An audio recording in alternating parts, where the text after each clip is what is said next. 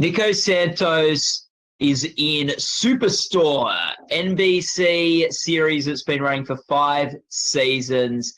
And the end of season 4 ended with an ice detainment, which you were dealing with the fallout from this season. I'm Matt Noble here from Gold Derby to ask you, Nico, what's it like being on a network sitcom that's delving into such topical hot waters? It's been actually really wonderful. We would really be doing a disservice to the show and to our audience if we didn't tackle issues that affected everyday Americans. Our show is about the working class, and it's a real slice of what America really looks like. America, the country, not the actress. But it is, like I said, we would be doing a service to our audience in the show if we didn't tackle those issues head on. And that also speaks to the kind of cast that we have. We wouldn't be able to tell those stories if we didn't have such a diverse cast as we do. Yeah. What's it like working with that cast?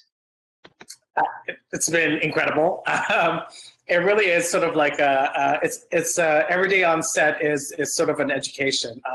I'm very fortunate enough to work with some of the best actors and comedians and improvisers in the business, and since day one, it's been a continuous learning experience, and it forces me and everybody else around you to sort of step up your game and step up to the plate, because everybody is so talented and really good at what they do.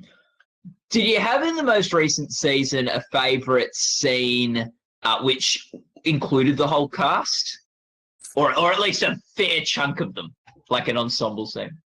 Well, every time, I love it every time we're in the break room. I mean, we always have a break room scene every episode, but it is every time we have a break room scene, it's we usually shoot all the break room scenes in one day because they're very involved as far as cameras and all that. So and because it's the break room scene, we're all in that room together. So it's wonderful to sort of work with, upwards to 15 of your really close friends being silly and doing comedy all day. It's I don't know, those are my favorite moments on set. Yeah, and you do get on really well with the cast. From what I understand, you all went down to New Orleans for Halloween. Yes. What's a fun story from that trip? Oh my God. There's a lot of stuff that I can't share. We got into a fair amount of trouble. But listen, it was a weekend of just a lot of drinking and eating. And we went to an amazing Halloween party at Jennifer Coolidge's house. And it was probably the best house party I've ever been to in my entire life. It was just such an amazing trip. And also randomly, Darren Chris, who is really good friends with Ben Feldman, also happened to be with us for the trip as well. So it was all these different worlds colliding together, and it was a perfect weekend. It was great. Yeah. Is that rare for a cast on a show to have a trip like that, or is that the sort of thing that happens all the time? I would say it's pretty rare. It's I talk to my friends all the time who have been working actors for a very long time, and actually Mark McKinney pulled me aside the first season early on, and sort of told me, I hope you realize how lucky we are, the fact that we also get along and take these trips and really get along as friends, not just as co-workers, is a very rare thing in the business. And it was just sort of take stock and really cherish this moment, because it's not like this for everybody. Is there much improv on the show? Yeah, it's something we relish in doing. the writers and the showrunners always want to make sure that we have the scripted version in the can, as they say. And once we have that in the can, they really allow us whatever we want to do. I mean, they're so open to collaboration, and we always do what's called a fun run once we have the scripted version all taken care of. And we're just sort of given free reign, which is again a rarity. You don't find that a lot in most productions. Yeah, and like I imagine since you get on so well as a cast, that can help with the sort of fun run and the improv stuff where you're wanting to support each other well, and sort of like it's sort of you need to be well supported to just run with things and do things that are a bit different. Can you think of anything that you improved in the last season that you're particularly proud of, or you thought works particularly well? A lot of improvs don't even make it towards the end in the final cut. There've been some. I can't really remember anything from this particular season, but I strictly remember from the pilot a few things that I improvised. I had improvised a line about. Like my mom saying that if you don't work hard, baby Jesus will cry. And then when I saw that in the final cut, I was really just like, oh my God, I can't believe they used that. I remember feeling really proud about that moment just because, Superstore was my first sort of like big job. And I didn't know if they were going to take me seriously or not.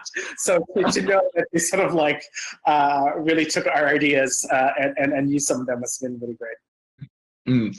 What was it like for you this season with sort of Mateo, sort of at least starting off, like he's, because of the whole ice thing, was not in the same role that he'd had previously and stuff. How was that for you? Yeah, I mean, definitely this season, because of how season 4 ended, and it sort of like put Mateo in this different box or this different corner of where we could go story-wise, because we've been building up to this thing for so long about him being undocumented and the ICE thing, and then when it all culminated at the end of season 4, like season 5, we really, in a way, I actually thought it was a nice sort of break because it had been we've been sort of like really heavy on the undocumented storyline for a really long time, which was a great piece of storytelling throughout the seasons. But this season, it sort of delved into a different challenge of how are we going to keep Mateo in the world of Cloud9 and in the country, which was an interesting sort of another aspect of his undocumentedness that we get to tackle. Yeah, and we saw that like we've seen sort of that storyline, but we've also seen the unionization storyline this season on the show. Like, how much does what's happening in the real world affect what happens in Superstore? Sometimes I don't know when our show begins and the world ends. Yeah.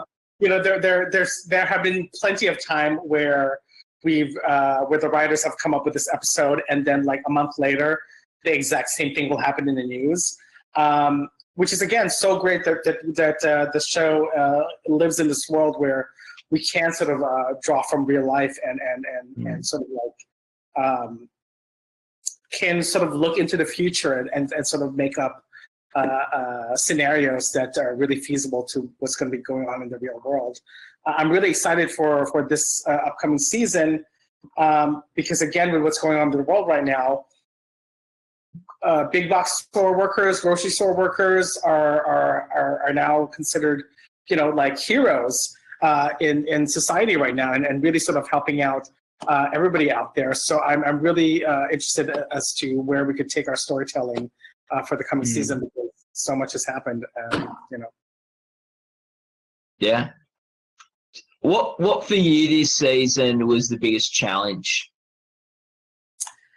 The biggest challenge this season, for me, it's always a challenge sort of discovering something new about the character.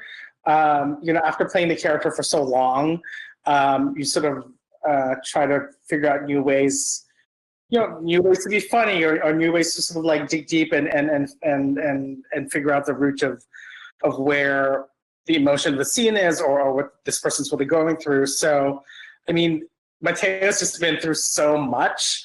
And this season, it was really great, actually, to, Mateo has a new love interest in season 5. George Salazar, Eric, played by George Salazar, who is Amy's brother.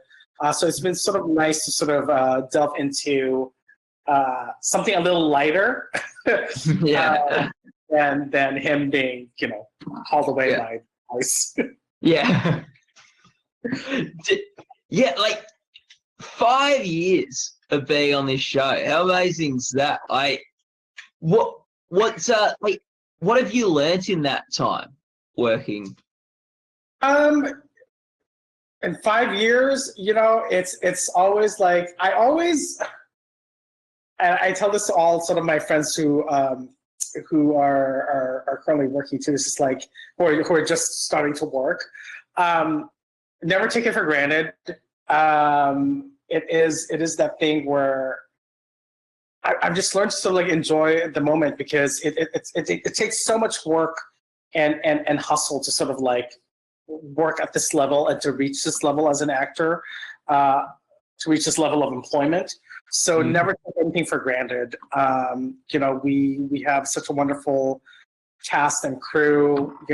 We're so sad that America is going to be leaving us. But we'll get her for the first episode of season 6 at least. So it's not goodbye just yet. But I don't know, just live in the moment and never take anything for granted.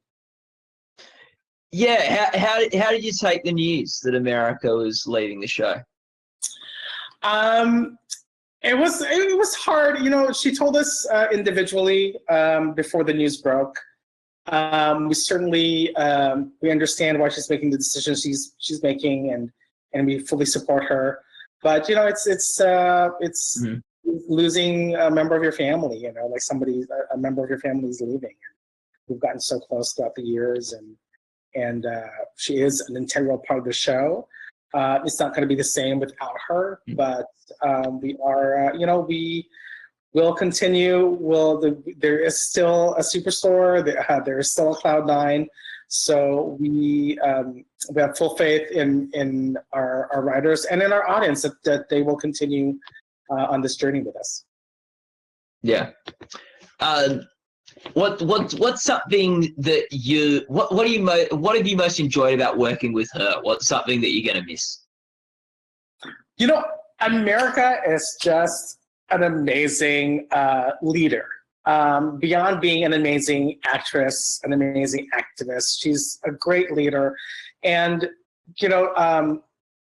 she's the top of the show, and she really sets the tone on how everybody is treated and how everybody acts on set.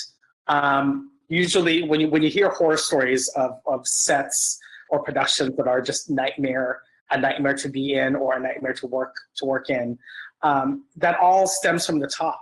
And America from day one has set a tone of professionalism and kindness and openness that really has spread throughout not only the cast but the crew and every person who comes in to work with us as a guest actor or as a guest director. It's been incredible to watch. It's really inspiring. To wrap up, Nico, just this most recent season, what was the most, you could go either way on this, what was the most fun scene to shoot, or just the scene that you thought was the funniest scene? This season, oh God, what had happened? So many things happened. Anytime I have a scene with Nicole Bloom, who plays Cheyenne, I really relish those moments. The fans get a kick of the pairing between Mateo and Cheyenne, and I just love, Mateo can be such a stupid bitch to begin with. But when he is paired with Cheyenne, they just sort of like amplify that in each other. So anytime there's a scene with Nicole, I really love it. We just get to go all out and just be silly, and then and just sort of like marvel at the fact that we're getting paid to be silly. Wonderful to get paid to be silly. Nico, thanks so much for talking to us today about Superstore and all those things. All the best for when season 6 can get underway, and all the best for the upcoming Emmy Awards. And all as a Gold Derby, we're so sorry about your stepfather as well. Thank you very much. Yeah, thoughts of you. Yeah, have a good one. And people can go to goldderby.com to see other interviews with celebrities and make your awards predictions.